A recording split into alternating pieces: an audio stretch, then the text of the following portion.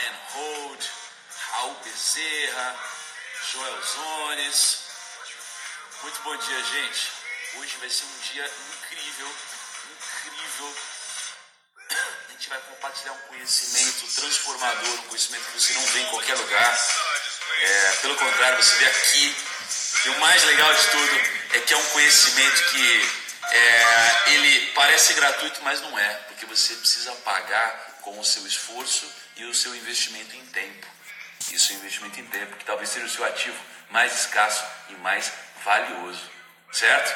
Então, vamos lá, hoje temos um convidado, Flávio Augusto. Vamos ver se o Flaviones já solicitou aqui para participar. Com certeza já, né? Vamos ver aqui, deixa eu achar ele para incluí-lo aqui na nossa live. Cadê você, Flaviones? Vamos ver. Assim que o Flávio solicitar, eu já aceito aqui. Enquanto eu estou tomando a minha kombucha. Cadê você, Flavião?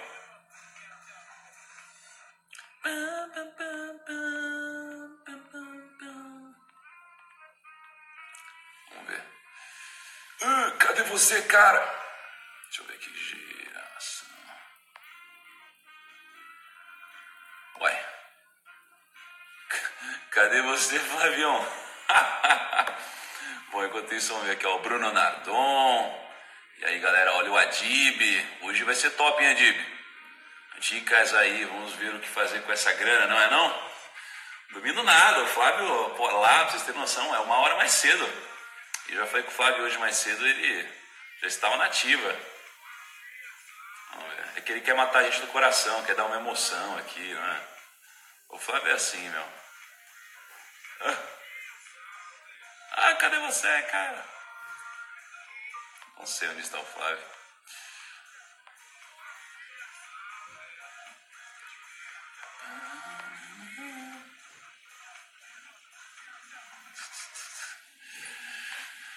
Vamos lá, deixa eu mandar um WhatsApp aqui, vamos ver se está tudo bem. A gente trocou mensagem 5h04. 5h04 da manhã a gente trocou mensagem. O Flávio com certeza está nativo.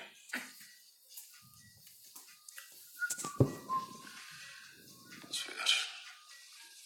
Aí, agora sim.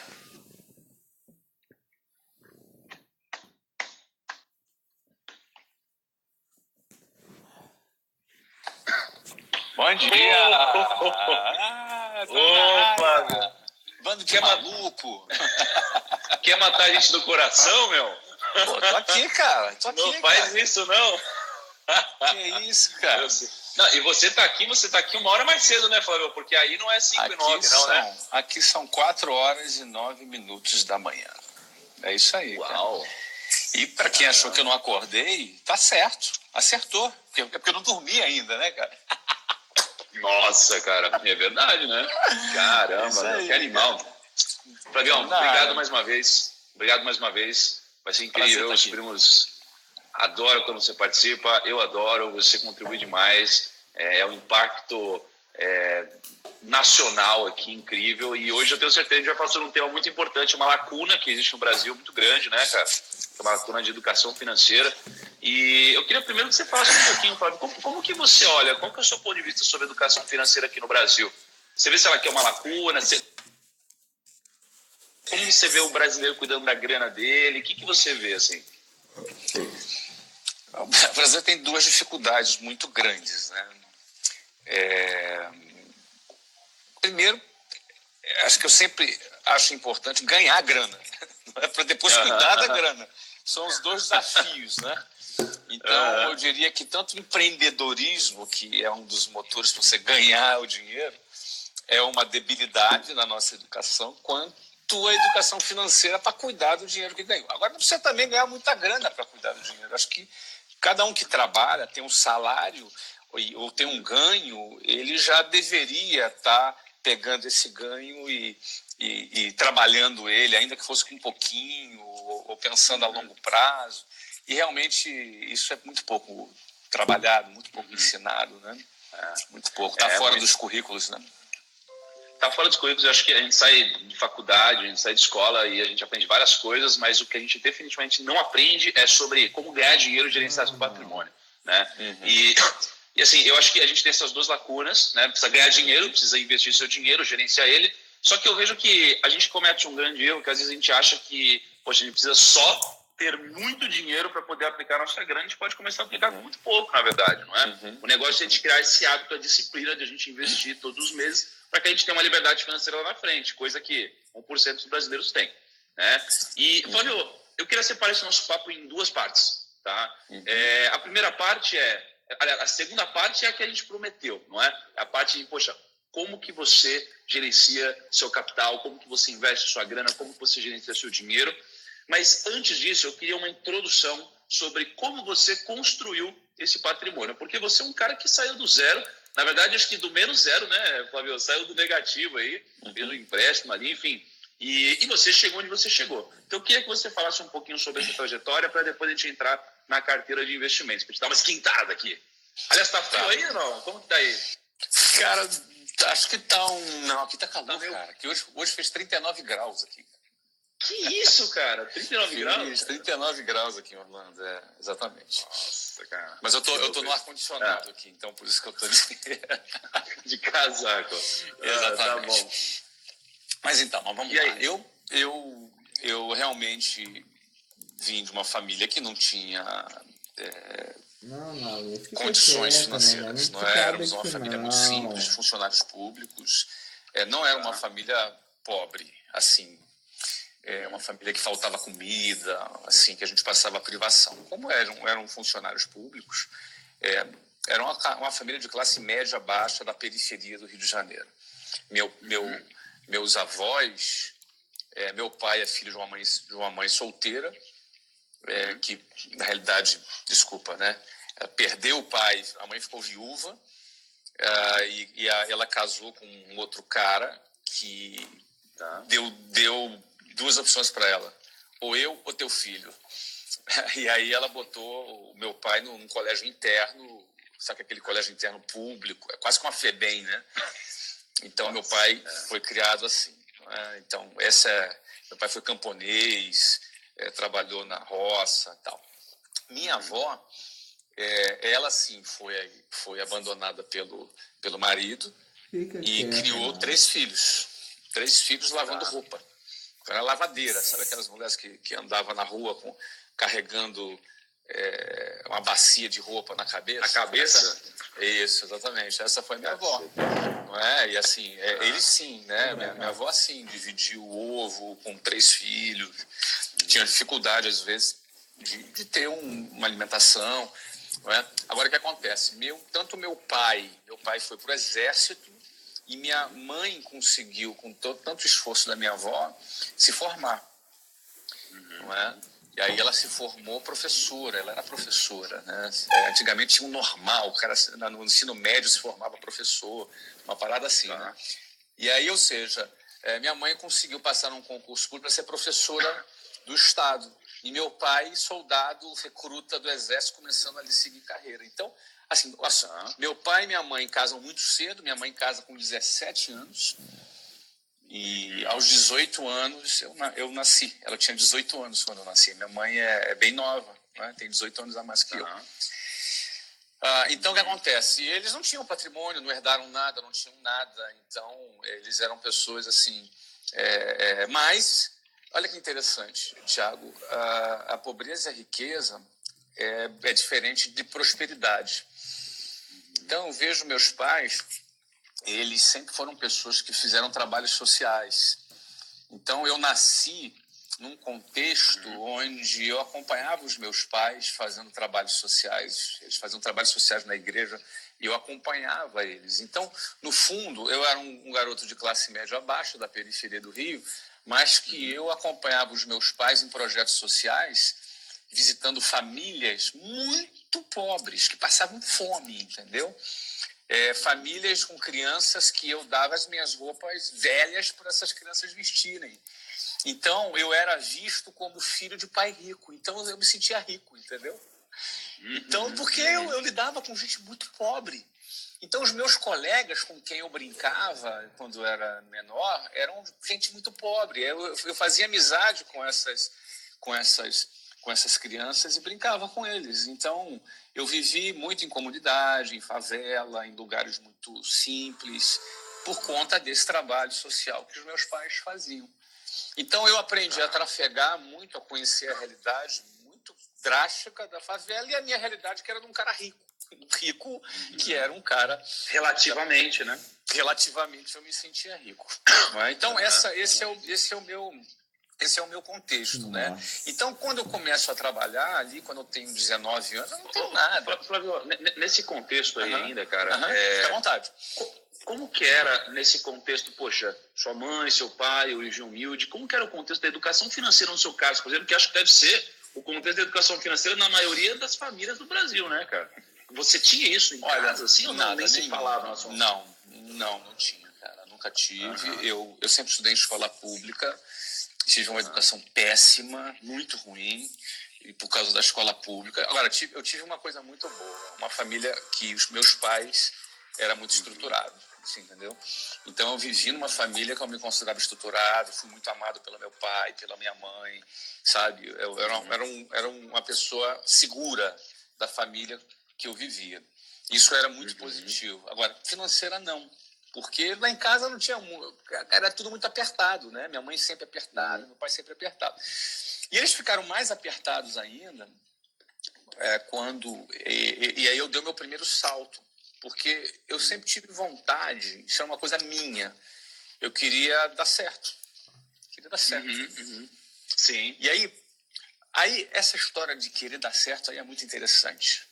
Por que eu queria dar certo? Porque eu queria ser importante, eu queria ganhar bem, né? Ou seja, liberdade, né?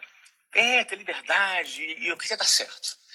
Agora, o que era dar certo? O dar certo para o jovem, principalmente da periferia, de qualquer lugar, ele tem referências diferentes, sabe? Aí é uma questão de referência. Para mim, dar certo, naquele momento, era eu ser militar. Meu primeiro sonho foi ser militar.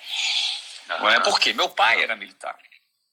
Então eu queria ser militar de que maneira? Eu fiquei sabendo que você podia fazer uma prova e você entrar como oficial das Forças Armadas. Lá na década de 80, estou falando aqui em 1985. A maioria de vocês que estão me assistindo não tinham nascido. 1985. Então, em 1985, a gente estava ali em aquele período de regime militar, então os militares eram muito prestigiados, né? Falei, cara, eu quero ser oficial da Marinha, oficial do Exército, oficial da aviadora. Eu comecei a desejar esse tipo de coisa. Comentei isso com a minha mãe. Cara, aí é uma coisa interessante. Aí a gente vê que a educação, ela consegue fazer a pessoa dar um salto. Minha mãe deu um salto pela educação, porque ela conseguiu ser professora. No meu caso, a minha mãe pagou o salário dela inteiro. Aí é investimento em educação. Ela pagou, ela tinha 2 empregos. Um era professora do Estado e a outra professora do município. E professor de Estado e município ganha muito pouquinho, até hoje. Não é? Tá. O que acontece? O que a minha mãe fez? Ela pegou um salário inteiro de um desses empregos dela para pagar uma mensalidade de uma escola para me preparar para esse concurso. Eu vou resumir, tá? Cara, eu fiquei 3 anos, no primeiro ano eu não passei, no segundo ano eu não passei, no terceiro ano eu passei.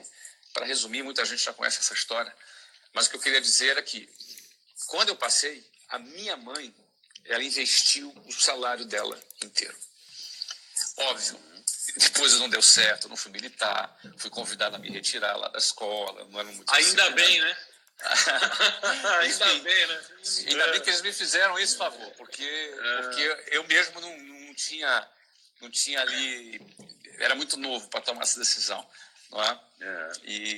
Enfim, mas eu quero dizer o seguinte, eu saí de lá, aí eu saí, comecei a vender, aí minha história começa no momento que vocês conheceram, né?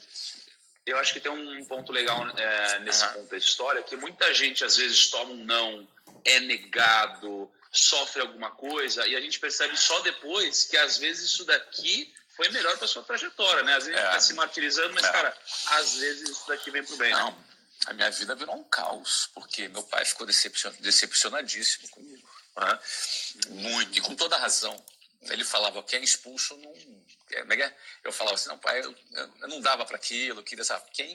Quem não quer não é expulso.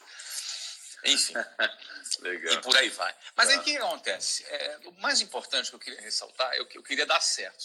Quando aquilo ali não era o meu caminho, eu continuei querendo dar certo.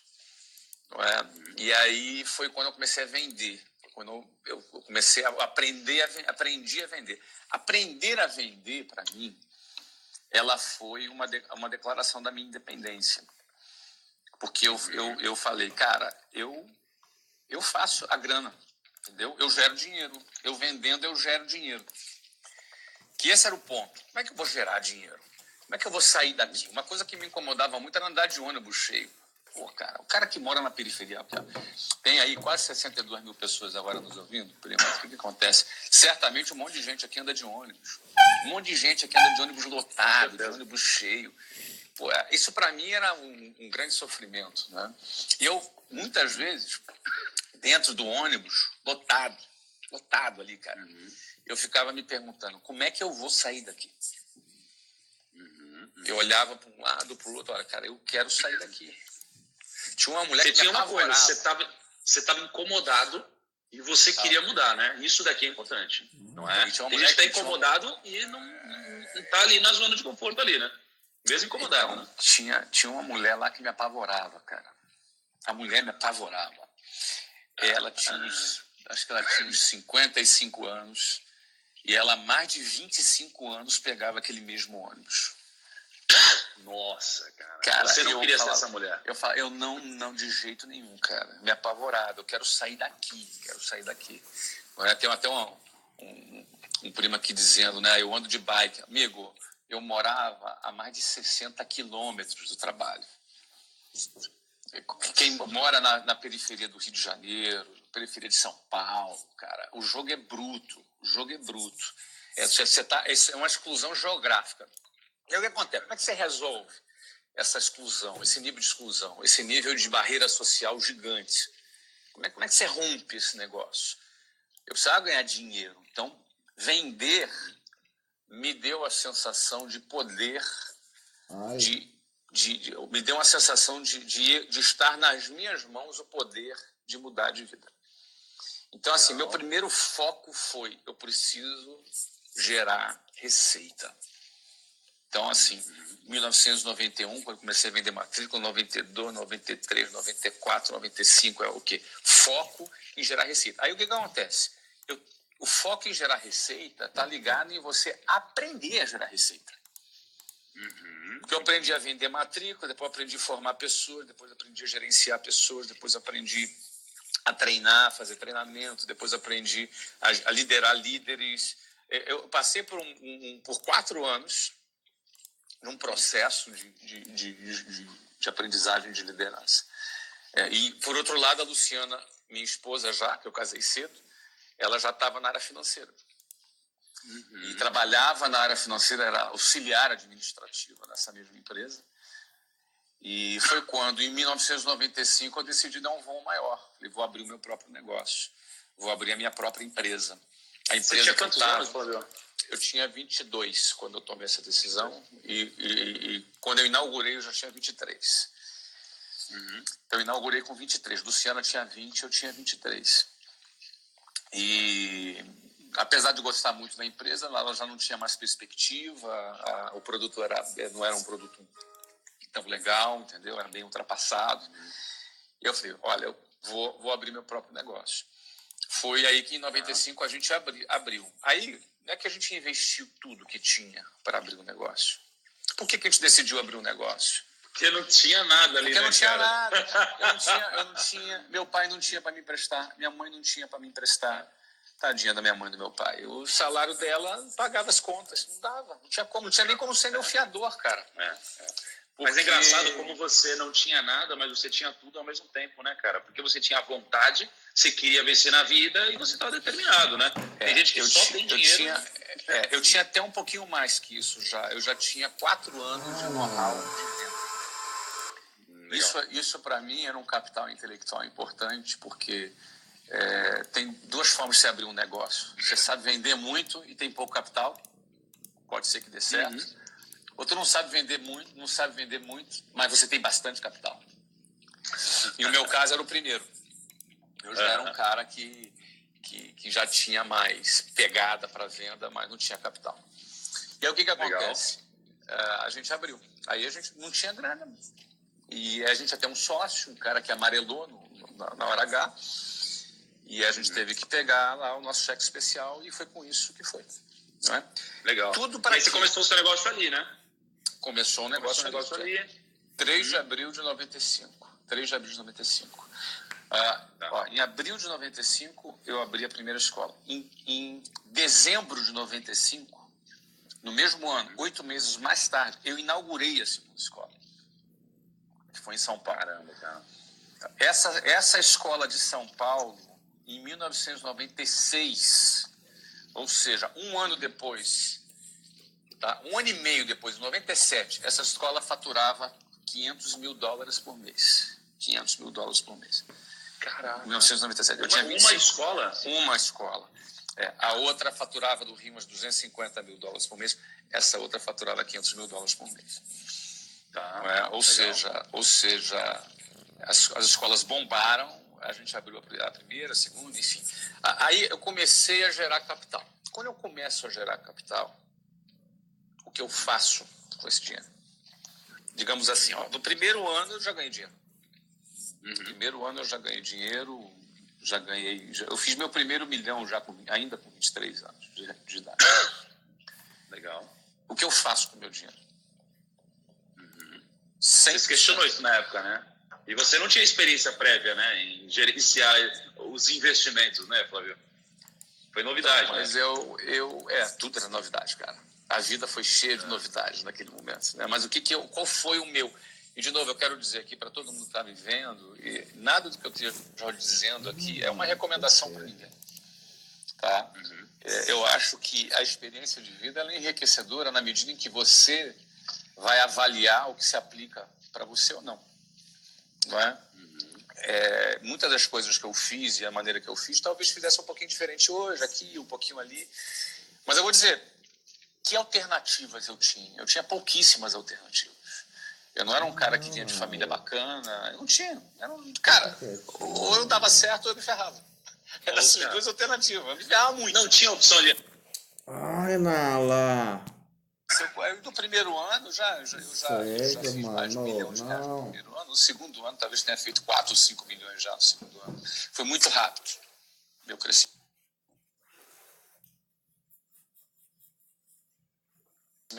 Foi meteórico, muito rápido. Agora a questão é... Sossega. E aí... Tá. Você está me ouvindo? Deu uma carregada? Tô te ouvindo. Tá. Então, no que eu gastei? Eu investi, vamos dizer 100%, 95%. 5% do dinheiro eu investi na nossa qualidade de vida. A gente mudou, foi morar num lugar bacana, alugado. A gente já não queria comprar nada naquele momento. E assim, a gente melhorou muito, deu um salto grande na nossa qualidade de vida, muito grande. E 95% do nosso dinheiro a gente investiu abrindo mais escolas. Aí, foi um ponto legal que você falou agora, Flávio, que você falou sobre, poxa, eu não queria...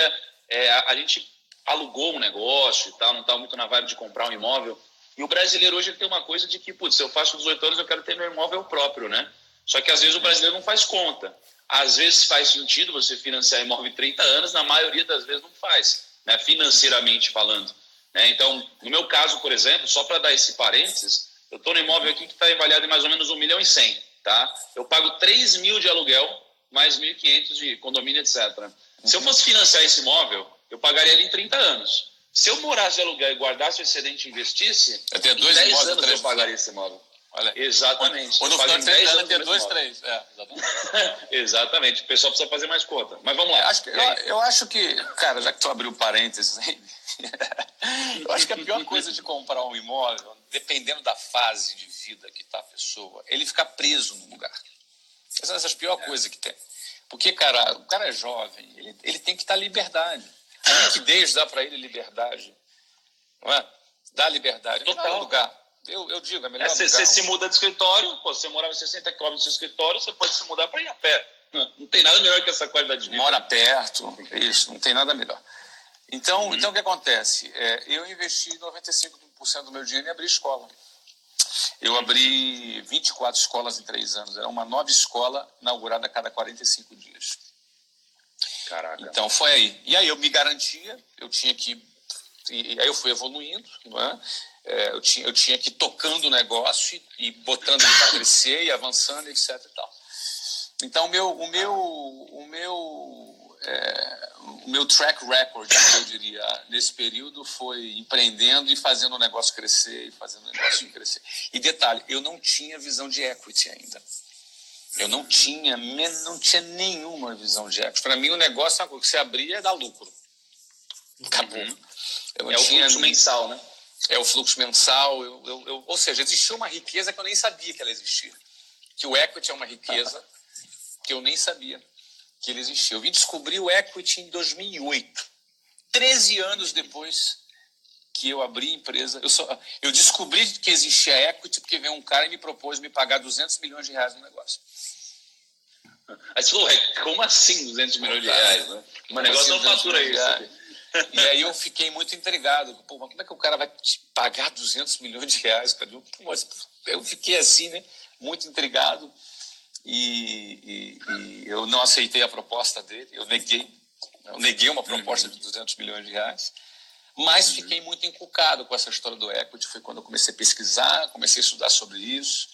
Não é? Ou seja, eu tive que ir aprendendo ao longo do caminho. Aprendendo. Não é? Aí foi quando eu entendi que existia uma riqueza chamada equity, que é o valor do seu negócio, independentemente do lucro ou do fluxo de caixa que você tenha, mas o valor patrimonial daquele negócio que você está construindo, aquela marca, aquele patrimônio, aquilo tudo tinha um valor que era muito importante, não é? Show. E aí, enfim, você quer interromper e já puxar o... Então, na verdade, aí eu queria perguntar o seguinte, poxa, aí você teve toda essa trajetória, você teve essa infância, pouca educação financeira, mas muito carinho, muito amor, apoio da família, você começou a vender, começou a ganhar dinheiro, começou a gerar um fluxo mensal, abriu sua primeira escola, depois abriu outra escola, começou a ter muito resultado, começou a ter um número grande de escolas, aí uma coisa assim dando na sua cabeça, te ofereceram 200 milhões, falou, putz, tem um negócio chamado equity, aí o seu negócio você negou, continuou crescendo, e aí em algum momento você vendeu o seu negócio, né? E aí eu sei que você vendeu, aí depois você recomprou mais baixo e tal, mas assim, agora isso daqui, eu acho, vamos deixar um pouco de lado, que os primos já devem conhecer essa história aqui, a gente já falou algumas vezes, é uma história incrível para quem não conhece, né? Precisa conhecer mais a história do Flávio, mas eu quero avançar para o seguinte, beleza, Flávio, e aí você formou um patrimônio relevante, né? A ponto de, poxa, você precisa gerenciar esse patrimônio aqui de uma forma diferente, que não seja só investindo em negócios, né? E você se deparou com esse problema, entre aspas. Como que você, então, passou a encarar isso daí e como que você, hoje, gerencia o seu dinheiro? Mas antes de você responder, Flavião, antes de você responder, é o seguinte. Antes de você responder, ó, é recorde. Que isso? Mas é recorde, primos. É Tudo bom, Flavião? Batemos o recorde, hein, Flavião? Olha aí, muito bom, cara. Você gosta de bater recorde, né? Pô, cara, quando eu quero bater recorde, eu te chamo. Aí você bate pra mim o recorde, pô. Imagina, que é esse, cara? Muito bom, tamo junto. Parabéns aí pra gente, pros primos. E eis aqui a consequência de uma live com muita qualidade. Flavião, me conta, e o seu dinheiro? Vamos. Deixa eu dividir a história da grana em duas partes, porque a forma como eu gerencio o meu dinheiro hoje é diferente de como eu gerenciava de 2013 para trás. Tá. Deixa eu falar um pouco 2013. Sobre como eu administrava de 2013 para trás e de agora. Por que 2013 para trás? 2013 foi quando eu tive uma injeção muito grande de liquidez, quando eu vendi a WhatsApp. Ali eu tive uma injeção grande de liquidez. Não é? Então, aí, a partir daquele momento ficou um negócio sério. Ficou um negócio bem mais sério, tá? Não é? Tudo bem aí, cara? Tô tranquilo? Travou? Cara, eu tava falando... Fiz a live com o Luciano lá, ele deu uma ideia de a gente pegar um patrocinador aí pra Tosse, cara. Seria legal, né? Opa, bom, eu não sabia que isso era merchan agora. Desculpa, atrapalhar o merchan. É estratégia, sem vender. Entendi. Vai que tem um laboratório assistindo aqui agora, né, cara? Estamos aprendendo aí, cara. Vamos então, lá. Antes de 2013, eu não tinha ainda uma filosofia de investimento bem definida. E quando você não tem uma filosofia de investimento bem definida, você comete erros. As pessoas acham que o negócio é ganhar dinheiro, o negócio é investir. Mas antes, você precisa ter uma filosofia bem definida. Então, por exemplo, eu investi muito em bolsa. Investi bastante em bolsa. Ganhei dinheiro em bolsa, fazia bastante operações de opções, travando, fazia uma operaçãozinha um pouco mais sofisticada e ganhava uma rentabilidade. Minha meta era ganhar 3%, 4% ao mês, que é muito dinheiro. Não é? E eu sempre fui um cara muito agressivo, eu sou um cara agressivo para investir, né? Eu fui muito agressivo, alavancava a termo os meus investimentos, etc. E tal, né? Nossa, cara. Que foda. Bom, foi em 2013, né, Flávio? Beleza. Não, 2008, meu caro amigo. 2008? Te soa bem esse 2008 aí, cara? Você deve colecionar umas historinhas aí, hein? Então eu vou só resumir para vocês o seguinte: eu ganhei durante muito tempo muito dinheiro, etc e tal, com bolsa e tal. Assim, bolsa era um negócio divertido, pô, isso aqui é moleza e tal. O que acontece? Com 15 milhões de reais aplicados, uma liquidez de 15 milhões aplicados em bolsa, eu perdi em um dia 12 milhões. Um dia. Ai, meu coração! Meu Deus do céu! No dia que Lehman Brothers fechou as portas. Nossa, que beleza, hein? Você lembra que você estava posicionado? Estava comprado. Eu estava comprado estava vendido. Desculpa, eu estava comprado em Vale e com opção vendida para exercer em 30 dias. Só que eu estava em termo 5 vezes. 5 vezes em termo. Você tinha um lançamento coberto, né? Eu tinha um lançamento coberto e a gente tinha Vale fazendo IPO na França. Foi quando a notícia do Lehman Brothers, foi aquela crise que pegou todo mundo, né? Quem tinha qualquer posição perdeu no mínimo 30% em um dia, só que eu estava alavancado a termo. Né? Aquilo ali, o que acontece? Aquilo ali foi muito interessante para eu definir o meu posicionamento e a minha estratégia. Qual é a minha estratégia? Porque isso é muito importante. Muito importante você entender qual era a sua estratégia. Aquilo ali, obviamente, me afetou pra caramba. Eu fiquei bastante chateado. Quem gosta de perder 12 milhões, né? Num dia? Ninguém gosta. Aquilo era uma liquidez importante para mim. Digamos que eu devia ter metade da minha liquidez naquele momento aplicada em bolsa e eu perdi 70% da metade. Nossa, cara. É bastante coisa. E o que você aprendeu com isso? O que você aprendeu com isso? Aprendi a minha filosofia. Ficou claro a minha filosofia de trabalho, porque eu sou muito agressivo em negócios, então eu não posso ser muito agressivo em investimento financeiro. Isso é muito importante, porque o que acontece? Se eu vou ter uma postura agressiva nos meus investimentos, nos meus negócios, como investidor dos meus negócios, eu não posso ser agressivo nos investimentos financeiros. Esse foi o meu posicionamento. Desde então, eu tenho um posicionamento claro. Eu sou muito agressivo nos meus negócios. Comprei, vendi, recomprei. Abri um clube de futebol nos Estados Unidos, construí um estádio. Captei investimento, investidor. Trouxe Goldman Sachs junto para investir no estádio, que fez o financiamento do estádio. Assim, ou seja, é tudo muito rápido e bastante ousado. Agora, eu estou gerindo, eu tenho controle do negócio. Eu tenho todas as inside informations, todas as informações internas, porque eu sou o gestor, sou o dono. Não é? Ou seja, eu sou um investidor que também sou o gestor que tem todas as informações do negócio. Poxa, que coisa boa. Né? Já pensou se você tivesse as informações da empresa? Todas as informações privilegiadas. Não pode. A lei não deixa. Agora, eu quando sou investidor da minha própria empresa e sou o gestor, eu tenho. Então, eu gosto de ser arrojado nos investimentos. Então, a partir de então, aí agora eu estou vindo para os dias de hoje, eu tenho o meu posicionamento, meu investimento. Como é que eu invisto o meu dinheiro?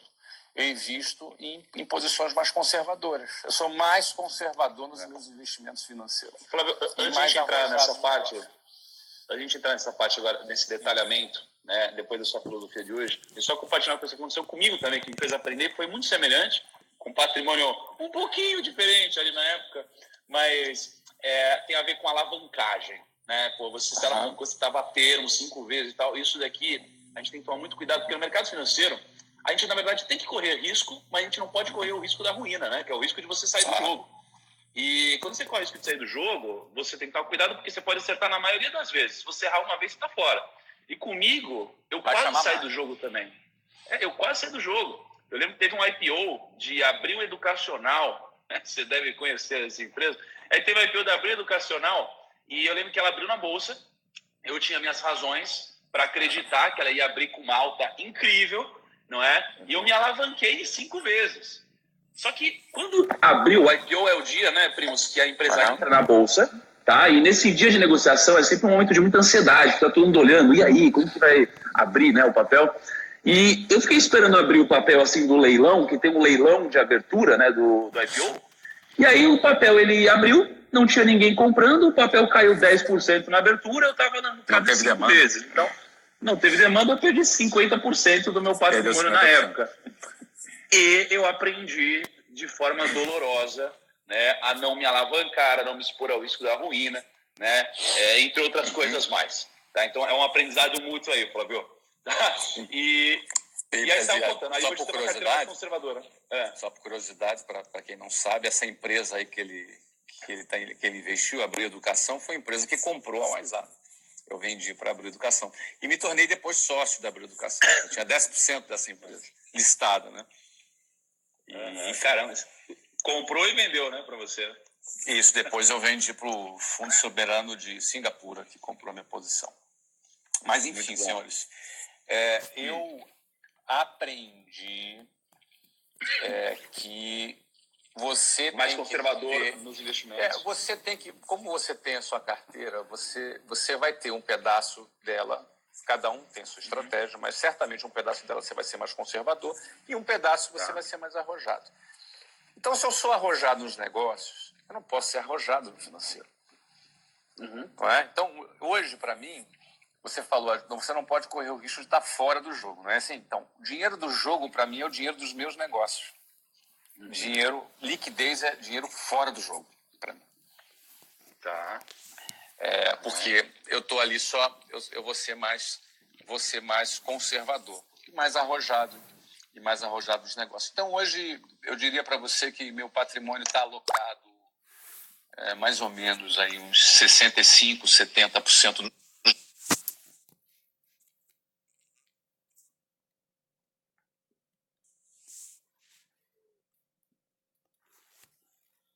de gestão. Hoje eu tenho um family office, tem 6 pessoas que trabalham, um head do family office, um gerente de investimentos, 2 analistas, um advogado e um auxiliar desse advogado que trabalha só no family office para fazer a alocação de recursos.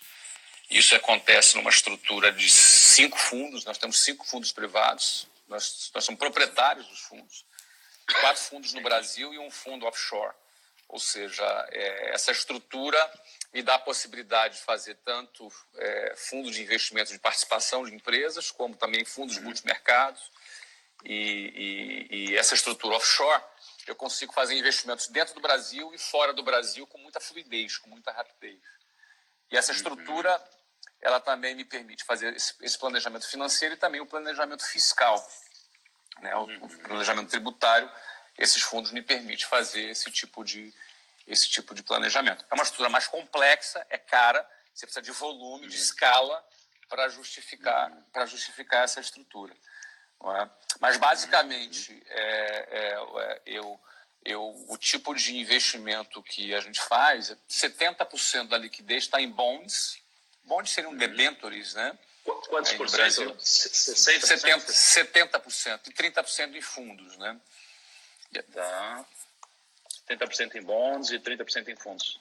Bonds, só para explicar para o pessoal, debênture no Brasil, é mais ou menos o seguinte, eu empresto dinheiro para as empresas, empresto dinheiro para os bancos, empresto dinheiro para as empresas, não é? É um investimento mais...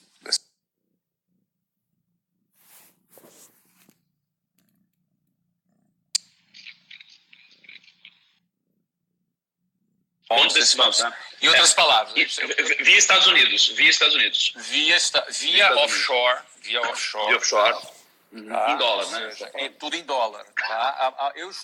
Esse é um outro ponto. Dependendo da sua estratégia, você vai ter que escolher qual é a moeda que você vai estar.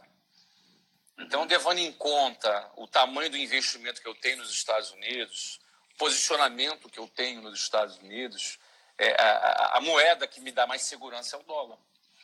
Sim. Não é? Mediante os meus compromissos nos Estados Unidos, eu não posso correr o risco, por exemplo, de não ser aprovada uma reforma da Previdência, por exemplo. E você está exposto aqui em sua moeda, né? E hoje eu estou exposto numa moeda cheio de compromissos nos Estados Unidos e está exposto numa moeda que o dólar pode saltar para 6, 7 reais. Eu vou dar um exemplo para você. Na Argentina, 3 anos atrás, o peso o dólar custava 9 pesos e 40 centavos. Hoje custa 44 pesos, um dólar. Caraca. Seria equivalente o nosso dólar sair de 3,82, que é hoje, para 16 reais. Já pensou? Então, não pensei. Nem quero pensar. Mas aí eu fico posicionado em dólar. E hoje meu time do Family Office trabalha com a meta. A meta deles é 4,5% ao ano. Ponto. Em dólar. Em dólar. Em dólar. O que é muito diferente de 4,5% em real aqui, né? Que os completamente. Podem estar pensando. Não, se você for pensar em real, pensa o seguinte, a Selic no Brasil está 6,5%, só que a inflação é 4%. Exatamente. Então o ganho real é 2,5%. Ganho real Bruto, é 2,5%. Né? Bruto, fora imposto. Aí você tira imposto, etc. Isso.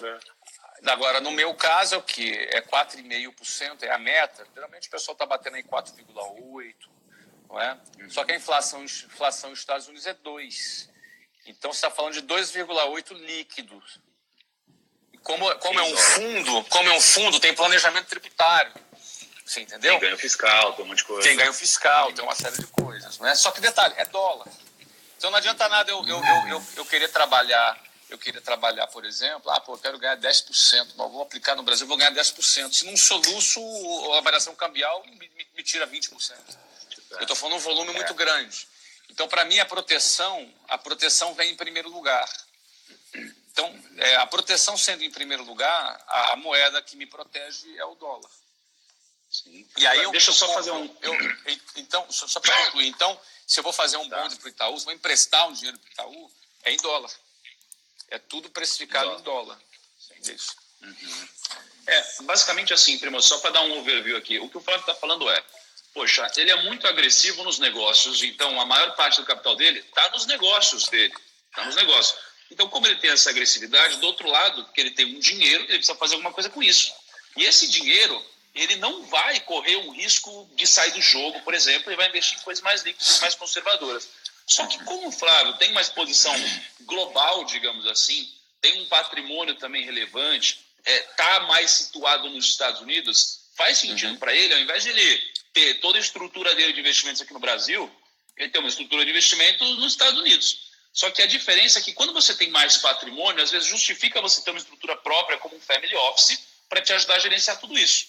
Você não precisa de um family office quando você está começando, e você pode investir em coisas que o Flávio está investindo, obviamente com às vezes algumas diferenças, mas no mesmo conceito, com muito menos dinheiro. Tá? Então, no caso do Flávio, ele tem a estrutura que ajuda ele, e ele basicamente investe em renda fixa. Só que quando você está investindo em renda fixa, a gente tem que tomar cuidado para não confundir. O Flávio falou de Itaú. Não é que o Flávio ele vai lá e compra ações do Itaú. Não, é o contrário. Na verdade, ele empresta dinheiro. Emprestando dinheiro para o Itaú. Né? Ele empresta dinheiro para o Itaú e para várias outras empresas. Ele falou, quais outras você falou aí, Flávio? Algumas outras você falou? Eu peguei uma lista aqui, tem mais, Itaú, Morgan Stanley, Citibank, Goldman Sachs, Bradesco, Votorantim, a gente tem uma posição boa com Votorantim, T-Mobile, não é T-Mobile, aqui nos Estados Unidos. A gente também investe no Chile, também, empresa de infraestrutura no Chile, Natura também a gente investe. Mas, de novo, não são ações, né? São bons. Isso. Porque aí, imagina assim, o Flávio, ele se depara com uma decisão. Ele pode emprestar dinheiro para o governo ou ele pode emprestar dinheiro para empresas. As empresas, elas tendem a pagar mais que o governo, porque o governo, teoricamente, é o risco zero do país, não é? Então, tem um prêmio de rentabilidade aqui, porque tem um risco relativamente superior. Só que o Flávio tem uma equipe de análise que ajuda ele a entender, poxa, se faz sentido ele correr esse risco pelo prêmio que ele está recebendo nesses bonds, que no Brasil seria o equivalente a debêntures, né? E aí a sua carteira, ela é de... E aí o risco é o risco, por exemplo, de ser empresta para o Itaú, o risco é o Itaú quebrar. Mas assim, é uma empresa... é uma empresa muito grande, né? Goldman Sachs, qual que é o risco de Goldman Sachs quebrar? É difícil, entendeu? É extremamente difícil. Então ele se expõe a um risco relativamente baixo, diversifica a carteira dele. Acho que esse é um princípio importante, né, Flávio? Você diversifica a sua carteira, né? A gente também tá dentro do fundo da Pinco, que investe em países emergentes, que tem 30% dessa liquidez lá com eles, né? O que acontece? O pessoal está perguntando se eu invisto em ações. Eu não invisto em ações. Eu só invisto em ações das minhas empresas. Então, 70% do meu patrimônio está alocado nas minhas empresas. Então, assim, só para você ter ideia, em termos de posição, tá? Eu investi $100 milhões no Orlando City. O Orlando City hoje vale entre $600 milhões, mais ou menos. Eu fiz 6 vezes em 5 anos. Isso, agora, é arriscado, mas como eu estou na gestão, está na sua mão, controle, está na minha mão. Então eu me sinto muito mais confortável do que estando na mão de um executivo, de uma outra empresa. Então eu prefiro investir. Se é para investir em ações, eu invisto em ações das minhas empresas. Esse minha forma que eu estou posicionado hoje.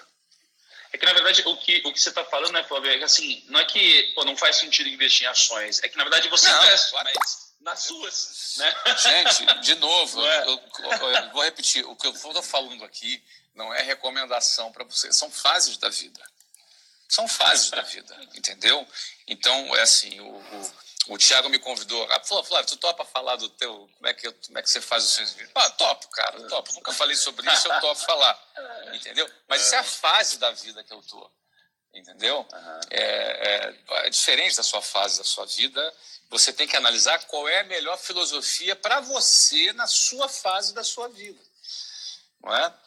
E aí na minha fase eu tenho, não é? Na fase que eu tô é diferente, não é? É uma outra fase, outra fase. Eu acho que é interessante falar uma coisa também, Flávio, que às vezes o pessoal está pensando, poxa, mas eu não tenho $1 bilhão, sabe? Eu não tenho $1 bilhão, eu não vou conseguir investir bem? Não, você consegue, porque na verdade o Flávio ele investe em bonds, né? E você pode investir em bonds, assim, sei lá, com R$1.000 no Brasil, talvez nem isso. A questão é que o veículo que o Flávio tem por trás, que é para investir através de fundo, o family office dele, vai gerar alguns ganhos tributários aqui que você não vai ter. Mas você investe em lugares semelhantes ao dele. Mas eu tenho custos que também você não tem. Eu tenho seis funcionários de alto calibre trabalhando para investir o meu dinheiro. Então, no fundo, eu vi aqui uma pessoa perguntando qual é a corretora. Não tem uma corretora. Eu tenho o meu próprio fundo, é particular, é privado. Meu fundo. E a gente faz através desse veículo que tem aí uma série de planejamentos que, no final das contas, pelo volume que a gente tem, faz sentido. E hoje eu estou bastante... Agora, vai mudar, Thiago. Por que vai mudar? O que você está falando? Porque a minha liquidez... Tá a minha estrutura tende a mudar. Porque a tendência é a minha liquidez ir aumentando cada vez mais.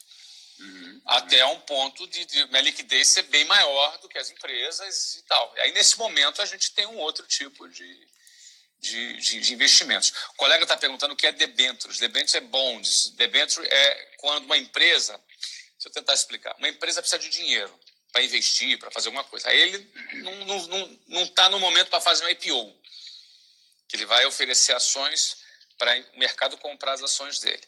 Aí o que ele vai fazer?